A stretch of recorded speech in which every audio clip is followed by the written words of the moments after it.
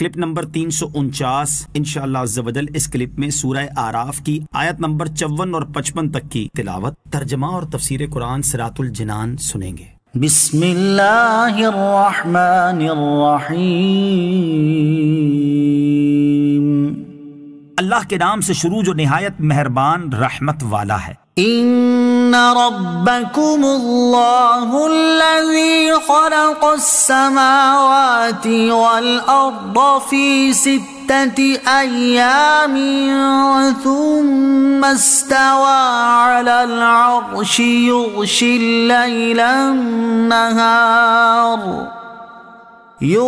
اللیل النهار يطلبه حثيثا والشمس والقمر والنجوم مسخرات بأمره ألا له الخلق والأمر تبارك الله رب العالمين۔ ترجمہ: بے شک تمہارا رب اللہ ہے جس نے آسمان اور زمین 6 دن میں بنائے، پھر عرش پر استوا فرمایا جیسا اس کی شان کے لائق ہے۔ رات دن کو ایک دوسرے سے ڈھانپ دیتا ہے کہ ایک دوسرے کے پیچھے جلد جلد چلا آ رہا ہے، اور اس نے سورج اور چاند اور ستاروں کو بنایا اس حال میں کہ سب اس کے حکم کے پابند ہیں۔ سن لو، پیدا کرنا اور تمام کاموں میں تصرف کرنا اسی کے لائق ہے۔ اللہ بڑی برکت والا ہے جو سارے جہانوں کا رب ہے۔ ان ربکم اللہ، بے شک تمہارا رب اللہ ہے۔ گزشتہ آیات میں چونکہ قیامت کے احوال کا بڑی تفصیل سے تذکرہ ہوا، اور یہاں سے اللہ عز و جل کی عظمت، قدرت، وحدانیت اور وقوع قیامت پر دلائل دیے گئے ہیں۔ اللہ عز و جل کی قدرت و وحدانیت کی دلیل آسمان و زمین کی تخلیق ہے کہ اللہ تعالیٰ نے آسمان اور زمین کو پیدا کیا اور 6 دن میں پیدا کیا، جیسا کہ اس آیت میں اور دیگر آیات میں فرمایا گیا۔ اگر آسمان و زمین ایک لمحے میں پیدا ہوتے تو کسی کو شبہ ہو سکتا تھا کہ یہ ایک اتفاقی حادثہ ہے، لیکن جب ان کی تخلیق ایک مخصوص مدت اور مخصوص طریقہ کار سے ہوئی تو معلوم ہوا کہ اس کو کسی اور نے وجود بخشا ہے۔ 6 دن میں تخلیق سے کیا مراد ہے؟ اس کے متعلق بعض نے فرمایا کہ 6 دن سے مراد 6 ادوار ہیں، اور اکثر نے فرمایا کہ دنیاوی اعتبار سے جو 6 دن کی مقدار بنتی ہے وہ مراد ہے۔ بہرحال جو بھی صورت ہو، اللہ تعالیٰ ہر صورت پر قادر ہے۔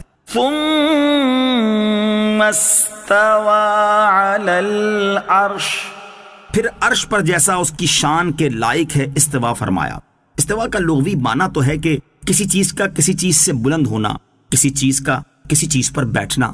یغشی اللیل النہار، رات دن کو ایک دوسرے سے ڈھانپ دیتا ہے۔ ارشاد فرمایا کہ رات اور دن ایک دوسرے کو ڈھانپ لیتے ہیں۔ یہاں ڈھانپنے سے مراد زائل کرنا ہے، یعنی رات کا اندھیرا دن کی روشنی کو، اور پھر آئندہ دن کی روشنی رات کے اندھیرے کو دور کر دیتی ہے۔ نیز ان رات دن میں سے ہر ایک دوسرے کے پیچھے جلد جلد چلا آ رہا ہے کہ دن رات کا ایسا سلسلہ قائم فرمایا جو کبھی ٹوٹتا نہیں، اور اس نے سورج، چاند، ستاروں کو بنایا اور ایسا بنایا کہ نہ کبھی خراب ہوں اور نہ کبھی ان کو تبدیل کیا جا سکے مگر جب اللہ عز و جل چاہے۔ یہ سب اللہ عز و جل کے حکم کے پابند ہیں۔ کائنات میں تخلیق اور تصرف کا حقیقی اختیار صرف اللہ عز و جل کو ہے، اور اسی کی ذات خیر و برکت والی ہے کہ اسی کا فیضان جاری و ساری ہے، اور سب برکتیں، عنایتیں اور رحمتیں اسی کی طرف سے ہیں۔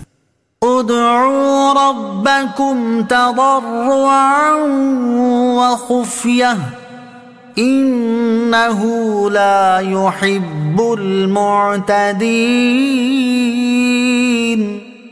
ترجمہ: اپنے رب سے گر گڑاتے ہوئے اور آہستہ آواز سے دعا کرو، بے شک وہ حد سے بڑھنے والوں کو پسند نہیں فرماتا۔ ادعوا ربکم، اپنے رب سے دعا کرو۔ دعا اللہ تعالیٰ سے خیر طلب کرنے کو کہتے ہیں، اور یہ عبادت میں داخل ہے، کیونکہ دعا کرنے والا اپنے آپ کو عاجز و محتاج اور اپنے پروردگار کو حقیقی قادر و حاجت روا اعتقاد کرتا ہے۔ اسی لیے حدیث شریف میں وارد ہوا الدعاء مخ العبادہ، دعا عبادت کا مغز ہے۔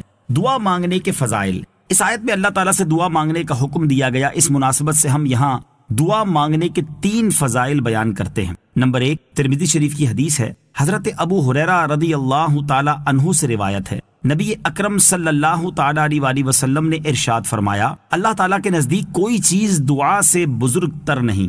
نمبر 2، ترمذی شریف کی حدیث، حضرت عبداللہ بن عمر رضی اللہ تعالیٰ عنہما سے روایت ہے، حضور اقدس صلی اللہ تعالیٰ علیہ وسلم نے ارشاد فرمایا، جس شخص کے لیے دعا کا دروازہ کھول دیا گیا تو اس کے لیے رحمت کا دروازہ کھول دیا گیا۔ اللہ تعالیٰ سے کیے جانے والے سوالوں میں سے پسندیدہ سوال عافیت کا ہے۔ جو مصیبتیں نازل ہو چکی ہیں اور جو نازل نہیں ہوئیں ان سب میں دعا سے نفع ہوتا ہے، تو اے اللہ عز و جل کے بندوں، دعا کرنے کو اپنے اوپر لازم کر لو۔ نمبر 3، حضرت جابر بن عبداللہ رضی اللہ تعالیٰ عنہ سے روایت ہے، رسول اللہ صلی اللہ تعالیٰ علیہ وسلم نے ارشاد فرمایا، کیا میں تمہیں وہ چیز نہ بتاؤں جو تمہیں تمہارے دشمن سے نجات دے اور تمہارے رزق کو وسیع کر دے؟ رات دن اللہ تعالیٰ سے دعا مانگتے رہو کہ دعا مومن کا ہتھیار ہے۔ إنه لا يحب المعتدين، بے شک وہ حد سے بڑھنے والے کو پسند نہیں فرماتا۔ یعنی لوگوں کو دعا وغیرہ جن چیزوں کا حکم دیا گیا ان میں حد سے بڑھنے والوں کو اللہ تعالیٰ پسند نہیں کرتا۔ حضرت ابو دعامہ سے روایت ہے کہ حضرت عبداللہ بن مغفل نے اپنے بیٹے کو یہ دعا کرتے ہوئے سنا، اے اللہ عز و جل، میں تجھ سے جنت کی دائیں طرف سفید محل کا سوال کرتا ہوں۔ تو فرمایا، اے بیٹے، اللہ تعالیٰ سے جنت کا سوال کرو اور جہنم سے پناہ مانگو، کیونکہ میں نے رسول کریم علیہ الصلوۃ والسلام کو ارشاد فرماتے ہوئے سنا ہے کہ ان قریب میری امت کے کچھ لوگ وضو اور دعا میں حد